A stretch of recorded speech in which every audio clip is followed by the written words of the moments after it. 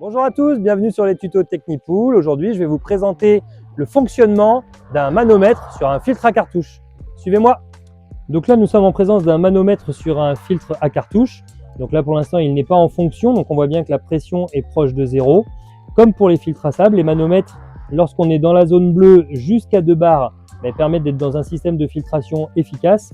Et dès qu'on se rapproche des 2 bars et donc de la zone rouge, voire même que l'aiguille franchit cette zone bleue pour basculer dans la zone rouge, et bien là, c'est l'indication comme quoi le filtre en lui-même, la cartouche de filtration, est encrassée ou en tout cas n'est plus efficace puisque la pression est trop importante. Donc pour ce faire, le mieux étant de vous montrer comment fonctionne justement cette filtration lorsqu'elle est en route, lorsqu'elle est en fonction. Et bien on va voir donc l'aiguille bleue qui va se mettre à bouger. Donc gentiment, elle va monter en pression, comme on le voit sur cet exemple. Et voilà, lorsque là, elle est vraiment montée donc entre 1 et 2, on a une pression qui est très efficace et qui est bonne pour avoir un bon système de filtration.